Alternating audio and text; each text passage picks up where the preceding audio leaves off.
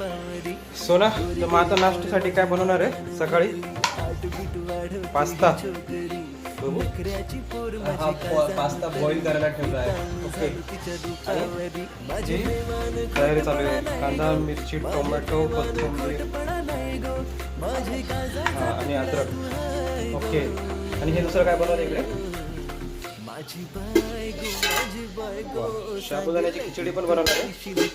Okay. म्हणजे आज नाश्त्यासाठी दोन पदार्थ तयार होणार आहे. तर बघूया आपण कसं बनतंय. साबुदाण्याची खिचडीसाठी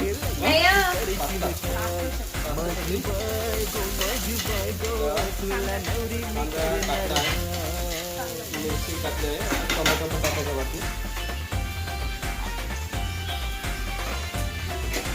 टोमॅटो पण कटिंग केला.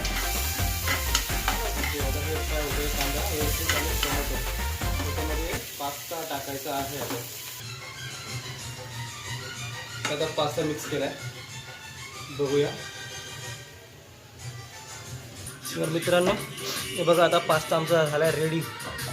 आता आम्ही घेतोय प्लेटमध्ये.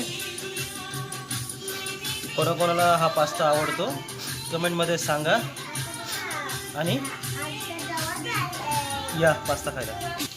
आणि हे बघा आता साबुदाणा खिचडीची तयारी चालू आहे.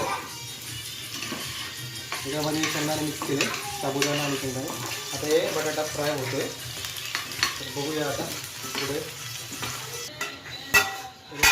आता साबुदाणा त्याच्यात मिक्स केलं. आता त्याला थोडा वेळ फ्राय करायचे. बघूया अजून किती वेळ लागतो याला.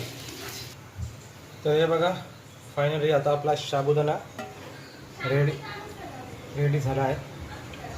आणि हे शेंगदाणे एक्स्ट्रामध्ये थोडे भाजून ठेवले.